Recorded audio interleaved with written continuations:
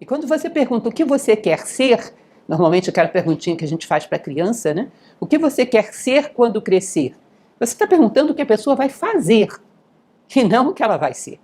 Que não tem muito a ver com o ser isso. Eu posso ser um engenheiro, pode ser um marceneiro, posso ser um construtor, posso ser um médico. Isso não tem a ver com o que eu sou como ser humano. Isso é uma ocupação. Se eu passo de uma ocupação para outra, eu não deixo de ser. Ou seja, do ponto de vista do ser, a gente não aspira a nada, nem para pensar nesse assunto. Há alguma coisa a aspirar? Ou isso aí é o que foi dado mesmo, seremos isso que somos até o final da vida? Estamos felizes com aquilo que somos nesse momento? Estamos preparados para ser essa mesma coisa até o último dia da nossa vida? Ou isso nos traz algum tipo de inquietude? A gente gostaria de avançar um pouco, ir além. Que tipo de ser humano você gostaria de ser quando tudo isso tiver terminado?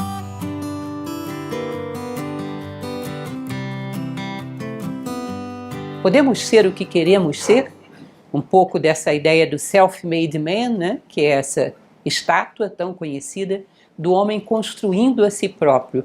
Uma ideia muito bonita, mas o importante é a gente saber como é que transforma essa ideia numa atitude. Como construímos a nós mesmos? Podemos realizar qualquer coisa que queiramos? Quais são os limites da nossa realização? A primeira coisa que eu perguntaria quando a gente faz essa colocação do podemos ser o que queremos ser, é queremos ser alguma coisa? Eu acho que isso é a primeira coisa a ser perguntada, né? Em algum momento nós temos pretensão de ser, falando de ser, alguma coisa? Ou simplesmente temos um certo script a ser realizado na vida, um script muito repetitivo que diz das coisas que teremos, dos lugares aonde iremos, dos lugares onde residiremos, mas não diz absolutamente nada de nós. Se você pergunta para uma pessoa na rua, falando um pouco de estatística, o que ela pretende ser na vida, ela vai te dizer, na maior parte dos casos, onde ela pretende ir, se ela quer fazer uma viagem exterior, onde ela pretende trabalhar, onde ela pretende morar e o que ela pretende ter, quais são os objetos materiais que ela pretende adquirir. E não vai te dizer uma palavra do ser, do que ela pretende ser, como se não houvesse nada a construir nesse campo. E quando você pergunta o que você quer ser, normalmente aquela perguntinha que a gente faz para a criança, né? O que você quer ser quando crescer? Você está perguntando o que a pessoa vai fazer, e não o que ela vai ser. Que não tem muito a ver com o ser isso. Eu posso ser um engenheiro, pode ser um marceneiro, posso ser um construtor, posso ser um médico. Isso não tem a ver com o que eu sou como ser humano. Isso é uma ocupação. Se eu passo de uma ocupação para outra, eu não deixo de ser. Ou seja, do ponto de vista do ser, a gente não aspira a nada, nem para pensar nesse assunto. Há alguma coisa a aspirar? Ou isso aí é o que foi dado mesmo, seremos isso que somos até o final da vida? Estamos felizes com aquilo que somos nesse momento? Estamos preparados para ser essa mesma coisa até o último dia da nossa vida? Ou isso nos traz algum tipo de inquietude? A gente gostaria de avançar um pouco, ir além. Que tipo de ser humano você gostaria de ser quando tudo isso tiver terminado? Quem já pensou nisso? Um pouco daquilo que o imperador Marco Aurélio, romano, estoico, dizia. Se eu fosse morrer amanhã, quem eu gostaria de ver no espelho? Que tipo de ser humano eu gostaria de ter construído? Ou eu não quero construir nada, eu vim aqui para fazer coisas e não para fazer a mim mesmo. Alguém já parou para pensar, alguém já te disse que o fundamental que você veio fazer aqui é você mesmo? Que as coisas não necessitam tanto assim de você? Se o ser humano não existisse, a natureza talvez estivesse até mais satisfeita do que está. E as coisas continuariam a acontecer dentro do universo. Ah, mas ela não teria máquinas voadoras. Teria sim, tem planeta voando para todo canto, cometa, está aí voando, tudo voando. Ah, mas não teriam máquinas tão rápidas. Tem a velocidade da luz que a natureza criou. Ela não precisa da gente para fazer coisas. Ela precisa de nós para fazermos a nós mesmos. E nós continuamos achando que somos os fazedores de coisas. Se nós formos contabilizar do ponto de vista da natureza, sob o olhar da natureza, as coisas que fazemos para ela devem estar trazendo muito mais prejuízo do que benefício. Porque a primeira coisa que a gente deveria fazer é a construção de si próprio, porque aí tudo o demais estaria garantido. Mas você sai fazendo coisas sem ter feito a si próprio, é complicado. Nós, essa semana, teremos a entrada em cartaz de um filme chamado Oppenheimer, vocês sabem, né? Que é a história do criador da bomba atômica. É um bom momento para a gente parar para pensar o quanto somos maduros para o tipo de tecnologia que a gente está criando. Porque a gente está diante de um outro dilema. A inteligência artificial está aí, com riscos. Nós sabemos que ela oferece riscos de todos os tipos. Ou seja, as coisas que fazemos, elas podem ser de uma polaridade positiva ou negativa, úteis ou inúteis, perigosas ou benéficas, dependendo do ser humano que a faz. A primeira coisa que esse ser humano deveria ter feito é a si próprio. A construção de um caráter sólido, de uma visão de mundo fundamentada em valores, a primeira coisa que ele deveria ter construído é a si próprio, porque depois qualquer coisa que ele fizesse estaria garantida. Sem essa base psicológica, moral, espiritual, que é a construção de si mesmo, as coisas que a gente faz começam a ficar duvidosas e perigosas. E muitas vezes o tem sido na história. Esse episódio Oppenheimer é apenas um episódio. Já houve vários na história, onde a nossa capacidade de fazer coisas ficou um pouco discutível, não é? Então vamos pensar um pouco a respeito dessa questão. Queremos ser alguma coisa? Se você fosse perguntar para alguém o que você quer ser, alguns diriam essa primeira alternativa: não sei, eu sou levado pelas circunstâncias, se é que reconhece isso, né? Ou seja, hoje todo mundo é crítico, eu vou ser crítico. Hoje todo mundo está curtindo tal coisa, eu estou curtindo tal coisa. É impressionante, porque se você pegar a pauta da moda, do que se pensa agora, do que está na moda intelectualmente falando, de quais são os elementos que são hoje mais praticados pela sociedade, você faz uma listinha das preferências de 90% das pessoas. 90% das pessoas estão sendo escolhidas, estão sendo vestidas, estão sendo pensadas em muitos casos. A autenticidade é muito rara. É muito pouco aquele grupo de seres humanos que são realmente, assinam embaixo da criação de si próprios. Eles pensam, eles são, eles fazem aquilo que eles escolheram ser. Então existe esse primeiro grupo, que dificilmente reconhece, né? Mas se reconhecesse, teria que dizer isso para a gente. Eu não sei, eu sou levado pelas circunstâncias. Todo mundo hoje pensa de um jeito, amanhã pensa de outro, e é incrível, porque se eu pego uma pessoa que hoje pensa de uma maneira, e amanhã ela pensa de outra, ela vai achar que foi ela que mudou, e não a sociedade.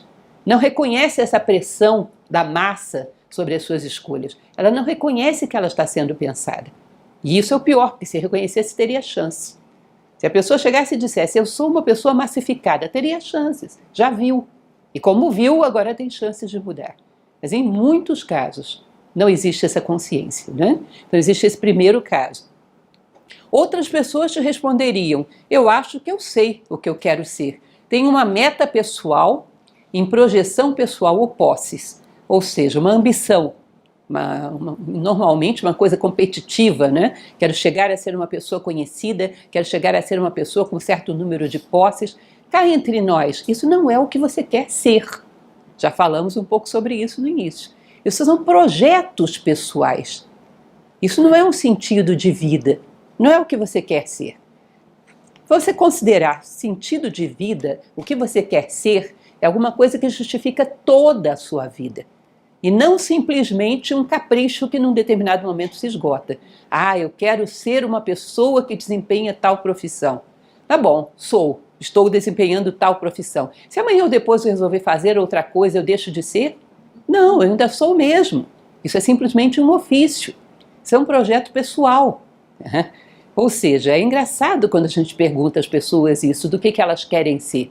Elas vão te dizer um monte de coisas que são muito supérfluas e passageiras. Ah, eu quero ser uma pessoa proprietária de um apartamento assim assado. Tá bom, tenha o seu apartamento, não tem nada de mal nisso. Mas o dia seguinte do apartamento você vai viver em função de quê?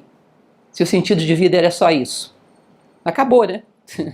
Muitas vezes acontece de pessoas que têm essas questões financeiras muito bem resolvidas, pessoas que têm um determinado patamar de posses, talvez você já tenha ouvido falar, e entram em depressão. Simplesmente porque chega um determinado momento que agora para onde? O que falta eu desejar? Que a vida foi colocada como um simples acúmulo de desejos. E quando eu preenchi os meus desejos, vou viver pelo que agora? Qual vai ser o dia seguinte daquele que já tem o carro, já tem o apartamento, já fez a viagem, já trabalhou no que ele queria? A vida não pode ser só isso. A vida é algo muito maior do que isso. E aí vem esse terceiro grupo de pessoas, que realmente, se você pergunta para elas o que você quer ser, ela vai te dizer, eu sei o que eu quero ser. Eu tenho um propósito de vida idealista, quero me tornar um ser humano melhor. Esse propósito está explícito em tudo que eu faço. Eu sei trabalhar pelo outro, eu sei trabalhar pelo todo. Eu quero ser um ser humano verdadeiro. Eu quero alcançar aquilo que a gente pode considerar do máximo da condição humana. Eu quero me completar como ser humano. Essa é uma pessoa que tem um sentido de vida para a vida inteira. Nunca vai acontecer dele levantar da cama pela manhã e não ter pelo que viver. Uma vez eu vi uma pessoa descrevendo um episódio de depressão. Aquilo me tocou muito porque eu achei uma experiência muito dolorosa. Ela dizia que ela estava no meio de uma crise depressiva, ela abria os olhos pela manhã e olhava para o teto do quarto e tentava enumerar uma, duas boas razões para levantar da cama e começar tudo de novo. E não encontrava. Uma ou duas boas razões para continuar vivendo e não encontrava. Se é uma coisa que todo mundo sabe, mas na prática é um pouco difícil da gente colocar isso objetivamente na vida, é que uma pessoa sem motivação, ela está sujeita a todos os dramas psicológicos do mundo. E que para você tirar uma pessoa de um drama psicológico, você precisa ter algo acima que a puxe, que dê a ela condição de ter garra para poder sair daquela, ter pelo que viver, ter algo maior a que dedicar à sua vida. Ou seja, um idealismo que dê a essa pessoa uma motivação para a vida inteira. Eu quero ser um ser humano verdadeiro, e um ser humano verdadeiro faz diferença no mundo. Em última instância, eu quero mudar o mundo, um pouquinho que seja, porque eu existi. Isso é chamado de um idealista. Um idealista é um cidadão que pode até se abater, pode até viver uma crise, mas ele vai sair dela. Sabe por quê? Quando ele abre os olhos pela manhã, que ele olha para o teto do quarto dele, ele vê uma boa razão pela qual continuar lutando. Eu não vou deixar o mundo do jeito que eu encontrei. Eu não vou sair daqui do tamanho que eu era quando cheguei. Eu vou sair maior do que eu entrei. E o mundo vai ficar um pouquinho melhor porque eu existi. Eu não desisto de fazer diferença. Então eu posso dizer para vocês que esse eu idealista que existe adormecido dentro de todos nós é de onde vem a nossa capacidade de sermos motivados e superarmos os dramas da vida, superarmos as adversidades, porque é algo que justifica até o último respirar, até o último momento, até o último sopro de vida é justificado por esse objetivo. Se eu tiver um sopro de vida, nesse sopro de vida eu vou procurar beneficiar o mundo de alguma maneira. Vou procurar dizer aquela palavra que alguém precisa ouvir, vou procurar levar aquele consolo que aquela pessoa precisa receber, vou procurar conquistar aquele nível de sentimentos que eu gostaria de conquistar. Enquanto houver vida, eu estarei lutando para ser um ser humano melhor, para buscar esse ideal. Ou seja, uma pessoa que tem um ideal é uma pessoa que tem protagonismo, que tem movimento próprio, que não é empurrado pelas circunstâncias. E aí ela começa a ter condições de realmente construir em si próprio qualquer coisa. Quem almeja os fins, almeja os meios. Pensem que essa é uma geração, não preciso falar isso para vocês, todo mundo sabe, está nas estatísticas, uma geração que sofre de uma tendência à depressão, à melancolia coletiva. Por que será? Nós estamos motivados pelo quê? Nós vivemos pelo quê? É o que nós buscamos? Tá? Então a primeira coisa que a gente teria que se perguntar sobre esse tema é o que eu quero ser? Eu quero ser alguma coisa? Eu tenho uma meta que justifique toda a minha vida? Algo que seja real, que não seja preso a coisas, a circunstâncias, a situações, algo que dependa apenas de mim? Esse é o elemento fundamental para a gente começar a discutir quando fala desse assunto. Eu acho que se todos os seres humanos... Eu sempre dou um exemplo, deixa eu dar esse exemplo para vocês, eu acho que deixa mais claro o que eu estou querendo dizer. Eu tenho aqui um vaso de flores em cima de uma mesa que tem 3 pernas. Aí eu resolvo fazer uma experiência, eu vou cortar as pernas dessa mesa. Eu corto a primeira perna. É muito provável que a mesa já trema e derrube o vaso no chão e ele se espatife. Vamos dizer que eu corto essa primeira perna e ele ainda consiga, amparado ali na parede, escorado na parede, ele ainda consiga ficar de pé. Muito inseguro, mas ainda fique. E aí eu vou e corto uma próxima perna. Aí não tem jeito. Aí vai tudo para o chão e esse vaso se espatifa. Não é verdade? Agora, se antes disso eu fizesse um furo aqui nesse teto, eu colocasse um daqueles ganchinhos de samambaia, de planta, bem fincado, bem preso, e colocasse ali uma correntinha, alguma coisa que prendesse esse vaso, de tal maneira que ele estaria só roçando na mesa, mas o ponto de apoio dele está lá em cima. Eu vou e corto uma perna da mesa. O que acontece com o vaso? Nada. Vou e corto duas. O que acontece com ele? Coisíssima nenhuma. Eu posso cortar todas as pernas da mesa e ele fica de pé, porque ele só roça a mesa. O ponto de apoio dele está acima. Agora parem para imaginar qual é o nosso ponto de apoio. Nós temos circunstâncias que nos prendem ao mundo, ou seja, uma profissão, amigos, uma situação financeira. Digamos que essas são as 3 pernas da minha mesa. A vida vem e corta uma dessas pernas. Eu tenho um rompimento, sei lá, um divórcio. Já é uma coisa forte na minha vida. Muita gente já desequilibra aí. Se além disso a vida vier e cortar mais uma perna, ou seja, a minha vida financeira também entra num caos, a maioria das pessoas se espatifa. A maioria das pessoas não vai conseguir estar de pé. Mas já houve na história homens que passaram por situações onde todas as pernas da mesa dele foram cortadas e permaneceram de pé. Onde é que estava o ponto de apoio dessas pessoas? Acima. Tinham um ideal. Tinham algo que eles queriam conquistar como seres humanos, queriam chegar lá. E, portanto, independente das circunstâncias materiais, eles roçam o mundo, mas não dependem do mundo. E por isso, seja lá o que for que aconteça, se mantêm de pé e saem do outro lado maiores do que entraram. Ou seja, a primeira coisa que a gente tem que considerar do ponto de vista do querer é querer ser de fato. Querer ser um ser humano completo, pleno, é a melhor coisa que podemos querer ser. Então vamos começar a discutir a partir daí. Pensar 2 possibilidades que existem quando a gente fala, você pode ser o que você quer ser? Vamos então, em primeiro lugar, trabalhar com essa ideia, dividido em 2 grupos. Podemos fazer o que queremos fazer, podemos ser o que queremos ser. Primeiro o fazer, vamos lá. Campo do fazer. No campo do fazer eu posso fazer qualquer coisa que eu queira? Não. Existem limitações. Que tipo de limitação? Mas se eu me esforçar muito, eu posso fazer qualquer coisa? Ainda assim existem limitações, que são intransponíveis algumas, complicadíssimas. Algumas dá para você se esforçar e talvez ultrapassá-las, outras não. No campo do fazer, por exemplo, você tem limitações morais. Eu não posso tomar posse daquilo que não é meu. Poder até poderia, mas as consequências são graves. Não só pela penalidade que eu sofrerei com isso, mas pela minha própria identidade que eu perco com isso. Quando eu tomo posse daquilo que não me corresponde, aquilo que não é meu, não é simplesmente um objeto que eu ganhei legitimamente. É a minha identidade que eu deixei ser arranhada. Eu me tornei uma pessoa imoral, eu me tornei um ladrão. É um preço caro demais para você ter um objeto, para ter seja lá o que for. Ou seja, no campo moral existe uma impossibilidade, você não deve fazer. Portanto, você não pode fazer tudo o que queira. Já no campo mental, eu posso ter a inteligência de um Einstein só porque eu quero?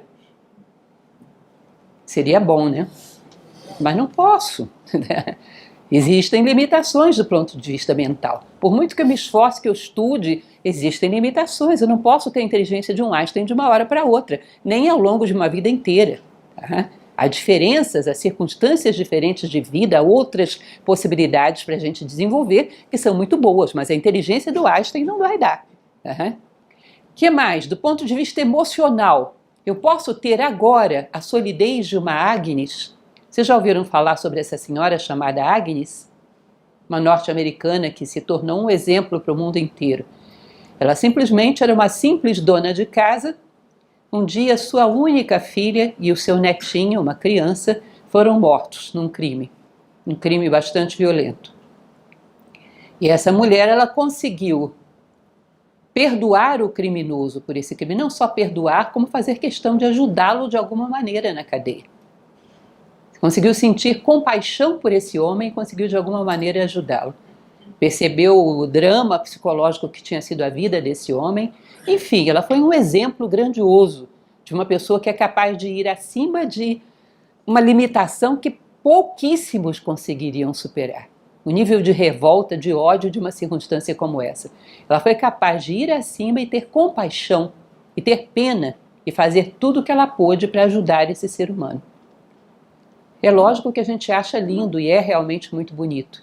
Mas só por achar bonito, será que eu teria a mesma condição emocional que ela agora, nesse momento? É algo muito complicado. Teria que trabalhar toda uma vida, talvez até venha a ter, mas teria que trabalhar toda uma vida para alcançar esse nível de maturidade emocional para ser capaz de uma coisa dessas. Imaginem uma situação desse tipo. Uma dor desse tamanho, você ser capaz de sentir a ausência total de ódio, total de vingança e um espírito real de compaixão.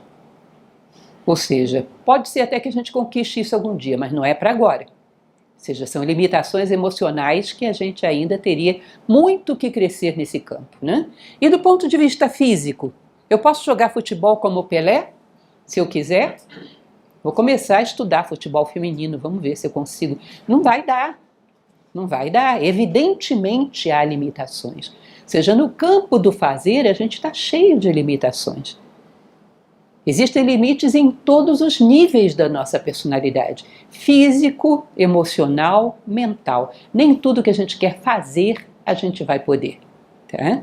Então, nós não podemos fazer tudo aquilo que não devemos ou não alcançamos agora.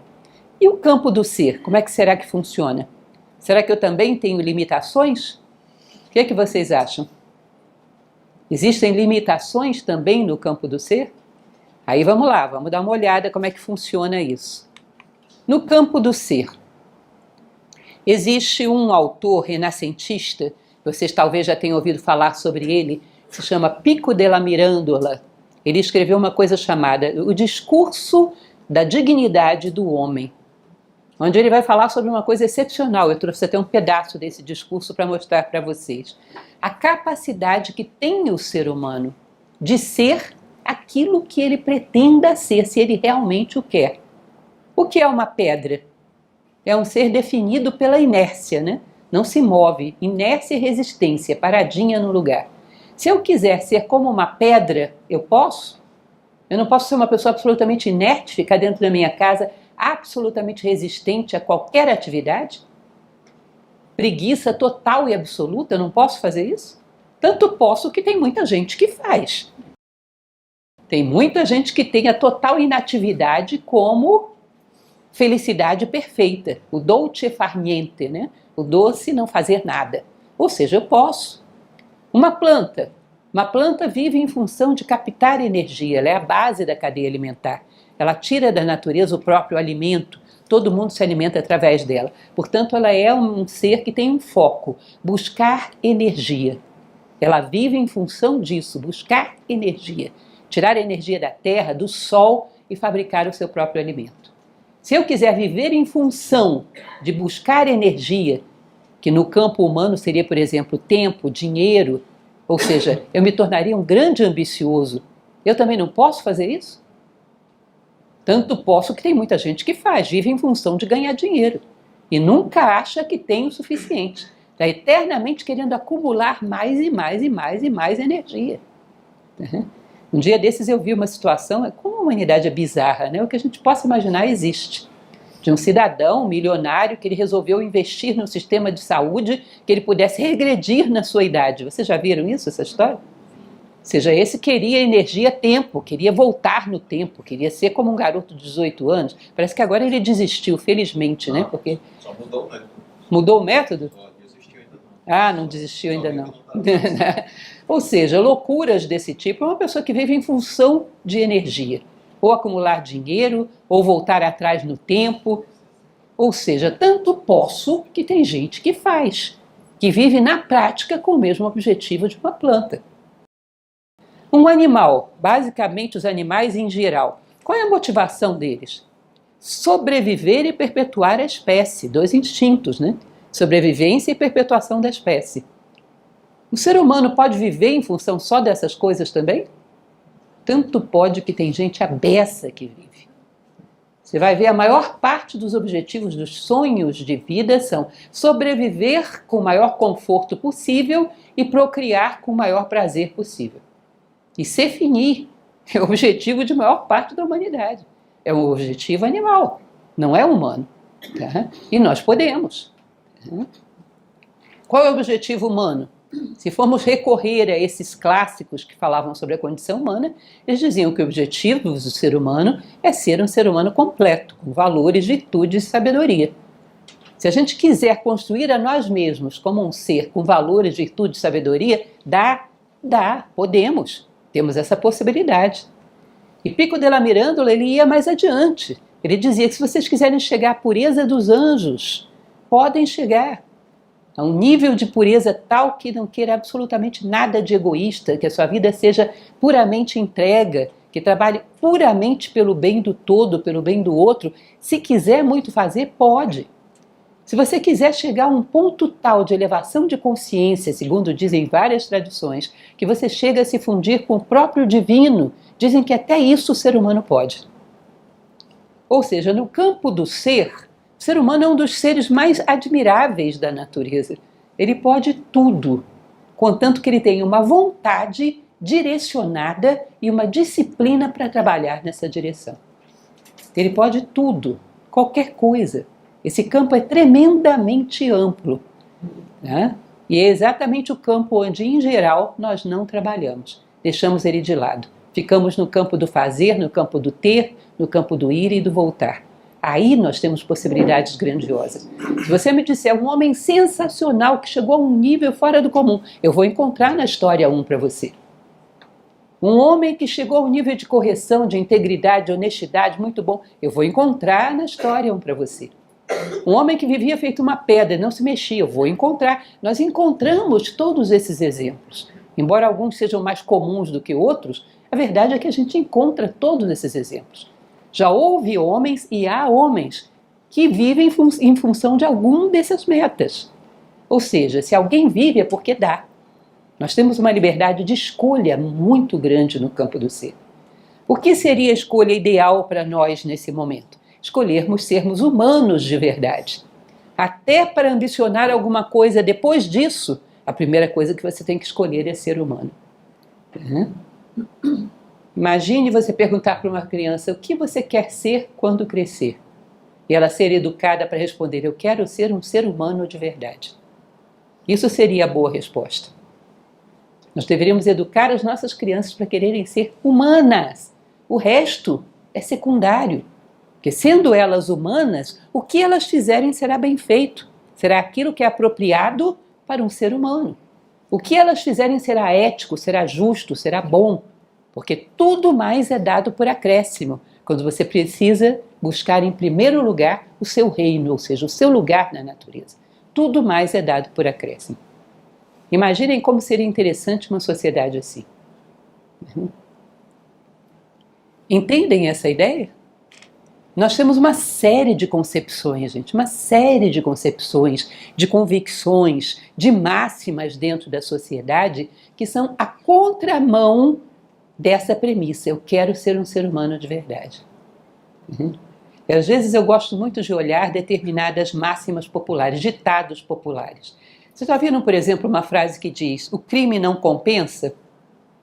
O que vocês acham dessa frase? Se ele compensasse, a gente fazia, né? Não é uma questão de ética, porque eu sou um ser humano bom. Eu não faço porque não compensa. Mas se alguém me prova que ele compensa, que ele dá um lucro danado, eu faço. Por que não? Aquela outra frase que diz, se você fizer o bem, receberá em dobro. O que vocês acham dessa frase? É o melhor investimento do mercado de capitais, 100% de retorno. Então eu faço bem porque tem um retorno fora do comum, não tem um investimento que eu te garanto que dê uma coisa dessa, 100% de retorno, é um excelente negócio, então eu faço bem por causa disso. Você percebe que a gente tem um monte de máximas estúpidas dentro da sociedade que a gente leva a sério, que a gente não sabe que nós estamos aqui para amar o bem pelo que somos, não é por nenhuma compensação, não é por outra coisa. Eu me recordo de uma situação muito especial na minha vida. Eu tinha 18 anos de idade. tinha acabado de começar a dirigir. E como todo mundo que começa a dirigir, é um desastre no volante, né? Uma coisa horrorosa. E eu vivia ali com aquele medo danado de bater o carro, de provocar um acidente. Eu me lembro que um dia eu cheguei para o meu pai e falei: pai, se eu bater o carro, o senhor me socorre, o senhor fica do meu lado, né? Eu me lembro perfeitamente disso, ele cuidando lá da gaiola de passarinhos dele.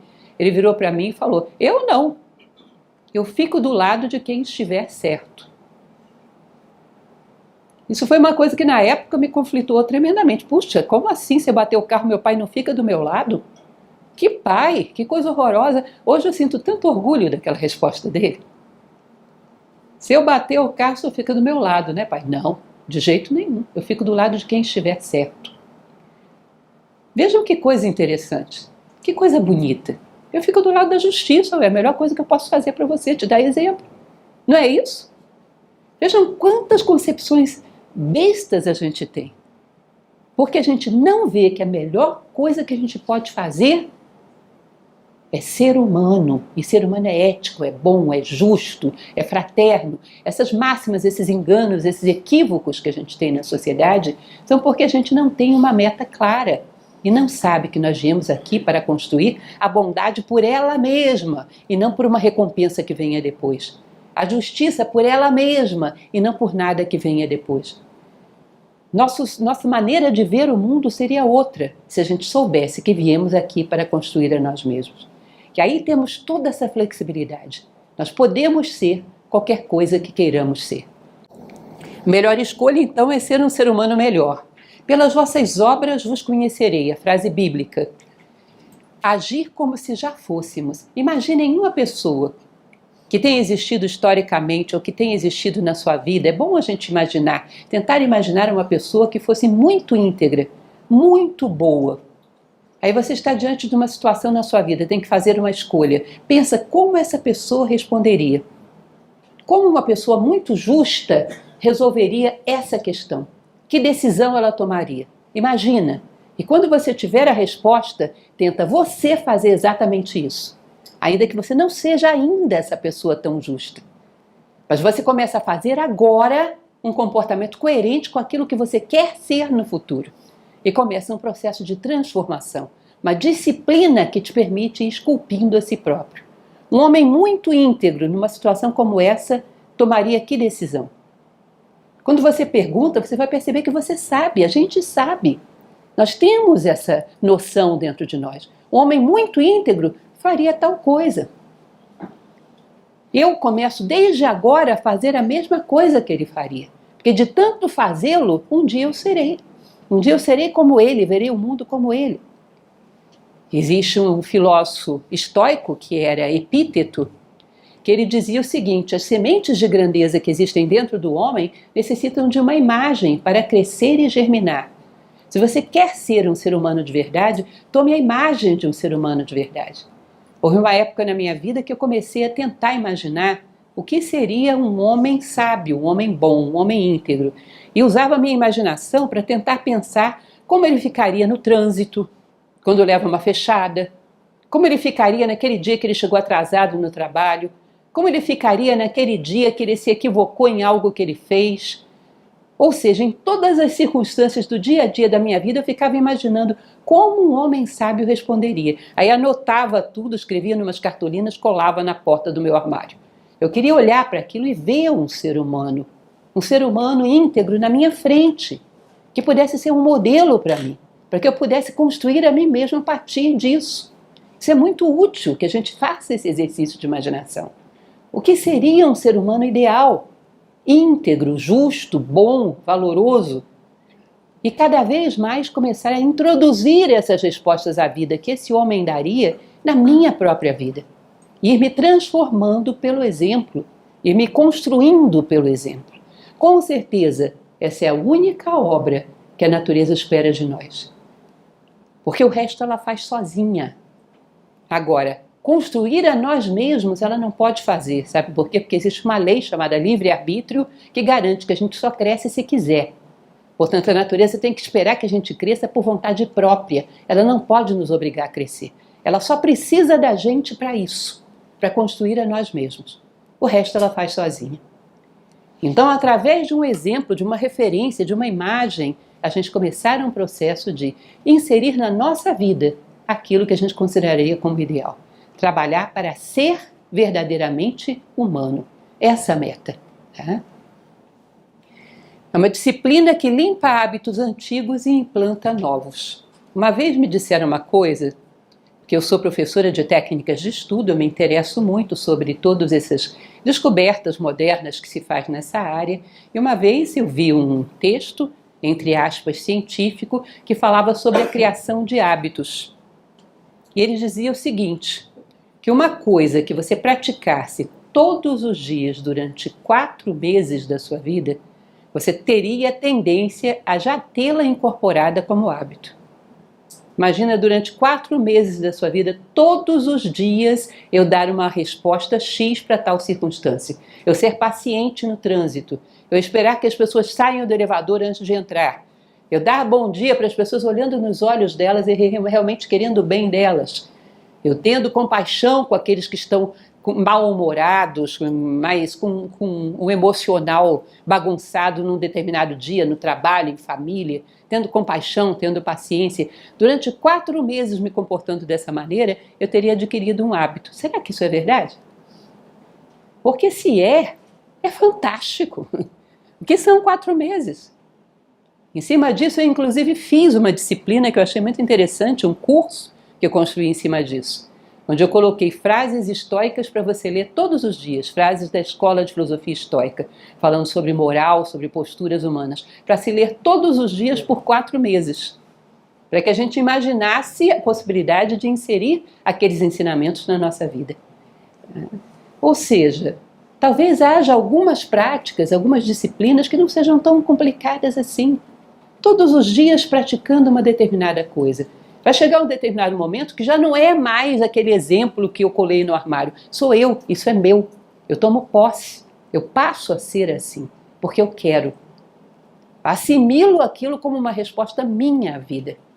O primeiro ser humano que se tornou íntegro, justo, bom, ele deve ter seguido um exemplo.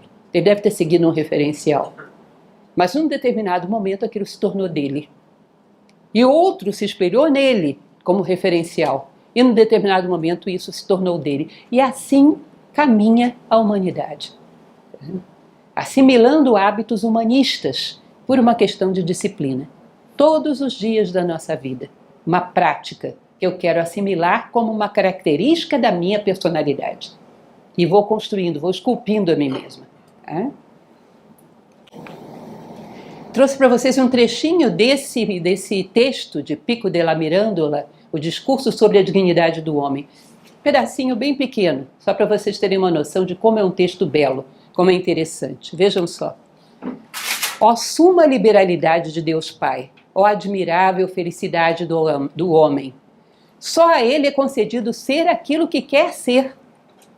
Os animais, ao nascerem, trazem consigo do ventre materno tudo o que depois serão. Ou seja, eles serão idênticos aos seus pais, não podem ser outra coisa. Os seres celestiais sempre foram o que serão eternamente. Ao homem nascente, o Pai conferiu sementes de toda espécie, e segundo a maneira de cada um ao cultivá-las, nele crescerão e darão os seus frutos. Poderá ser passivo como uma planta, ou violento como uma besta. Se usar de raciocínio, elevar-se-á a animal celeste, mas se usar do intelecto, poderá se elevar à categoria de anjo e filho de Deus. Ou seja, se ele usar só de raciocínio, ele continua sendo um animal, de outro nível, né? Motivações animalescas, mas com raciocínio como ferramenta. Agora, se ele começa a usar de algo mais, uma inteligência mais ampla, mais abrangente, ele começa a se elevar à categoria de anjo e filho de Deus. E se ainda assim continuar descontente, poderá recolher-se, tornando-se espírito uno com Deus, aquele que está acima de todas as coisas. Ou seja, se ele realmente quiser, pode chegar à unidade. Ele pode. Existe dentro de nós essa possibilidade de chegar à unidade. E aí ele conclui: quem não admirará esse fascinante camaleão? Não é interessante isso? Ele diz: bom, os anjos não podem ser outra coisa, só anjos. Eles não podem resolver descer, virar planta, pedra, animal, homem. Não, eles têm que ser o que são. Os animais estão definidos desde o nascimento para serem o que são. O homem tem uma liberdade enorme, uma possibilidade enorme de escolha. Ele pode construir, eleger, ser aquilo que ele quer ser. Se você pega um filhote de um animal qualquer, você olha para os seus pais e sabe exatamente como ele será. Às vezes eu vejo dentro de famílias humanas mais ou menos a mesma coisa, gerações se repetindo. É uma nova versão da mesma coisa, dos mesmos defeitos, das mesmas limitações dos pais. Ou seja, nós estamos vivendo uma vida animalizada. Nós não podemos ir além daquilo que nós recebemos, não podemos construir algo a mais, nós estamos repetindo a fonte de onde viemos, estamos com uma vida animalizada. É previsível. Fulano é filho de ciclano, será exatamente como ele. Por quê? Por quê? Se nós podemos ser qualquer coisa. Nós estamos cada vez mais limitados e previsíveis. Vocês viram a última estatística que saiu, dizendo que a nossa, desde que se começou a registrar essa estatística, a nossa é a primeira geração em que os filhos têm um QI inferior aos dos pais. Vocês viram isso? E a inteligência artificial subindo e a humana descendo. E isso um ser rico em possibilidades, como somos. Escolhemos descer, diminuir, ao invés de crescer. Somos uma obra em construção e podemos mudar a nós mesmos. Podemos, nós temos que nos sentir seres em construção. Se eu pergunto para você o que você é hoje, você vai me dizer, eu tenho tal tendência, eu gosto de tal coisa, eu tenho tal hábito, eu tenho... Tudo isso dá para mudar de tal maneira que daqui a 10 anos você não tenha mais nenhuma dessas coisas. Só uma questão de vontade. Se você percebe que esse teu gosto, essa tua tendência, essa tua inclinação não te aproxima de um ser humano ideal, não é boa para o teu crescimento, você pode mudá-la completamente. Até o paladar dos alimentos, se a gente quer, a gente muda, não é isso? A gente aprende a gostar de outras coisas. Nós podemos transformar completamente a nós. Nós somos seres maleáveis e em construção. E podemos eleger sermos seres humanos de verdade, mudando todas as tendências que se opõem a isso, que estejam na nossa vida nesse momento. Cuidado para não congelar coisas que são passageiras. Eu sou uma pessoa desorganizada. É nada, você está. Nenhum ser humano é desorganizado por natureza. É um vício passageiro que pode ser corrigido. Eu sou uma pessoa impaciente. Não é. Nenhum ser humano é impaciente. É um vício passageiro que pode ser corrigido. De tal maneira que as pessoas tenham que te conhecer de novo. Vocês conhecem essa frase? Cresça tanto que as pessoas tenham que te conhecer de novo. Isso é altamente desejável. Já falei para vocês dessa frase, de Epíteto: as sementes de grandeza que vivem em nós necessitam de uma imagem para crescer e germinar. Por isso é bom, Platão falava, é bom que tenhamos heróis, tenhamos referências, ou na história, na sua família, alguém que te inspire a ser maior e melhor. Um espelho no qual você vai se inspirar para crescer.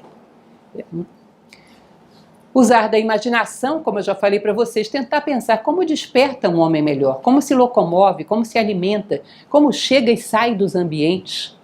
Quando ele sai de um ambiente, o ambiente fica melhor ou pior do que estava antes dele chegar. Existem pessoas que, por fato de elas terem passado por um lugar, o clima fica melhor. As pessoas parecem que ficam mais leves, elevam a consciência, ficam se sentindo melhor porque fulano passou por ali. Existem pessoas que por onde passam beneficiam, deixam como se fosse um rastro de luz. Isso é possível, está dentro da condição humana, é possível.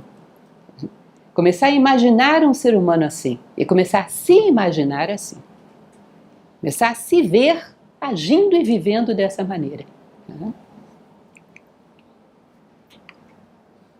Esse verso de Cristina Rossetti eu acho muito interessante. Acho bonito e vou ler para vocês, vou explicar para vocês porque ele está nesse contexto. O caminho serpenteia a montanha acima o tempo todo? Sim, o tempo inteiro. E o trajeto de cada dia toma o dia todo? De manhã à noite, companheiro. Ou seja, imaginem esse diálogo que esse poema coloca, de alguém te perguntando, eu vou ter que trabalhar para me tornar um ser humano melhor a vida inteira? Vai, a vida inteira. E é sempre subindo? É sempre subindo. E é o dia inteiro, de manhã à noite, companheiro, até nos sonhos. O tempo todo estar com você essa convicção e essa vontade de se tornar um ser humano melhor. Deveríamos caminhar com isso a tiracolo o tempo todo e a vida inteira. Ah, isso é pesado, é cansativo. Não é nada. Isso é próprio da natureza humana. Não existe nada que seja próprio da natureza humana que seja um sobre-esforço que a gente não possa suportar. É próprio da capacidade humana, do ser humano andar em duas pernas, e a gente anda muito bem. Consegue se deslocar com a maior facilidade. Isso não é nada tão desgastante. Por que seria desgastante andar sempre tendo a tiracolo a vontade de se tornar melhor? O caminho serpenteia a montanha acima o tempo todo, o tempo inteiro. De manhã à noite, companheiro. Isso deveria ser a nossa vida. Sempre. O ímpeto de nos tornarmos seres humanos melhores. De sermos, de fato, humanos. Que é o que viemos fazer aqui. Eu coloquei um elemento em relação ao ambiente de trabalho que eu acho interessante. Porque se você pega uma pessoa que é íntegra, que é justa, que é boa, qual é a empresa que não gostaria de ter um funcionário assim? É lógico que todos sonhariam com um funcionário assim, né? Mas muitas vezes a gente não sabe que para receber uma pessoa assim, quer no nosso emprego, quer na nossa família, a gente tem que oferecer condições para que uma pessoa desse tipo se sinta em casa, se sinta bem. Dentro de uma esfera de emprego, imagine uma pessoa cuja meta é se tornar um ser humano cada vez melhor. Que tipo de ambiente profissional faria com que essa pessoa se sentisse realizada? O que eu teria que fazer dentro de uma empresa para que uma pessoa desse tipo corresse para mim e permanecesse? Então imagine, pessoas desse tipo não se motivam por prêmio ou castigo, mas por papel social da empresa, sua importância para o todo. Não adianta você chegar para um ser humano cuja meta é se tornar cada vez melhor como ser humano e dizer, vem para cá que se você trabalhar bem você vai ganhar uma gratificação. Isso para ele não é exatamente a coisa mais estimulante do mundo. Mas se você diz, vem para cá que a gente está mudando o mundo, ele vai se interessar. Vem para cá que a gente está somando alguma coisa muito boa para as pessoas. A gente está fazendo um trabalho que pode acrescentar muita qualidade à vida delas. Ele vai se interessar. Isso é uma chamada para um ser humano desse tipo. E se você quer ter seres humanos desse tipo, saiba como chamá-los. Eles são chamados assim. Eles são atraídos por esse tipo de oferta. Esses são os idealistas, os homens que querem e não desistem de mudar o mundo para um lugar melhor. Esses homens exigem autoridade humana e finalidade humanista. Uma pessoa que trabalha, por exemplo, numa equipe, a autoridade humana, eu sempre explico isso, existem 3 autoridades. Imagine um líder de uma equipe de trabalho. Primeira autoridade que ele tem que ter é a autoridade intelectual, conhecer o serviço. Segunda autoridade, autoridade moral, fazer junto. Terceira autoridade, autoridade humana, considerar que o melhor resultado de um processo de trabalho não é simplesmente produtos e serviços bem feitos, é seres humanos realizados nesse processo. Seres humanos que crescem nesse processo e se realizam. Portanto, para um ser humano desse tipo, um local de trabalho ideal seria um local que considerasse autoridade humana, que ajudasse todo mundo que participa do processo a ir crescendo dentro desse processo, tornando-se mais realizado, melhores como seres humanos, criando um clima propício para isso. Se eu quero ter um funcionário assim, eu teria que ter autoridade humana, teria que ter uma finalidade humanista. Que mais? Quem quer o trabalhador ideal deve criar as condições adequadas para recebê-lo. E assim é. Dentro da nossa vida, dentro da nossa família, às vezes, as pessoas que vêm, as pessoas que se agregam à nossa família, é um genro, é uma nora, seja quem for, qual é o ambiente que eu gero? Que tipo de ser humano virá de acordo com aquilo que eu gero? Eu criei os meus filhos para serem seres humanos melhores. Eu crio a minha família para buscar valores acima de tudo. Quais são as pessoas que virão agregar a esse grupo? Pessoas que amam isso, que têm afinidade com isso. Na questão da lei da atração por afinidade, virão os que têm essa mesma natureza. Portanto, os nossos valores atraem para nós os trabalhos que temos, as pessoas que se aproximam de nós, segundo aquilo que a gente elege como nobre, como justo e como bom. Não podemos dizer que isso é uma casualidade. Isso é uma lei da atração que funciona. Tá? Se eu tenho uma empresa e quero funcionários desse tipo, eu tenho que ser desse tipo, e são esse tipo de leis que devem reger dentro desse local, dentro desse empreendimento. Bom, e basicamente isso é o que eu queria trazer para vocês como reflexão. O que é que nós podemos ser? Podemos ser qualquer coisa. Fazer, não. Fazer existem limitações. Mas ser, qualquer coisa nós podemos ser. Mas o que é que deveríamos querer ser? Humanos. Que é isso que se espera de nós no esquema da natureza. E como fazemos isso? Transformando as nossas atitudes, tomando um verdadeiro ser humano como referencial. Transformando as atitudes desse ser humano, que é o nosso referencial, como as nossas, dia a dia. A estrada serpenteia a montanha acima, o tempo inteiro. O tempo inteiro querendo estar com a consciência um pouco mais elevada. O tempo todo querendo crescer como seres humanos. Coloquem uma meta para vocês, à noite, quando dormirem, quando forem dormir, antes de fecharem os olhos, parem para pensar, o que eu aprendi no dia de hoje? Porque se eu quero me tornar um ser humano melhor, todo dia tem que ter algum aprendizado. Não é isso? No mínimo. O que eu aprendi no dia de hoje? O que o dia de hoje me ensinou para que eu me torne um ser humano melhor? Revise o seu dia até você encontrar nele algum ensinamento.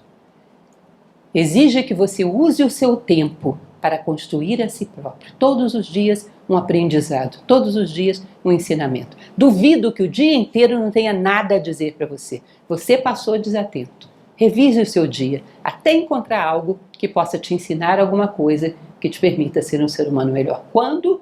De manhã à noite, companheiro. Todos os dias. E isso é uma pessoa que está construindo a si próprio como ser humano. Se você quer ser humano, essa é a melhor opção que podemos ter. É assim que se constrói.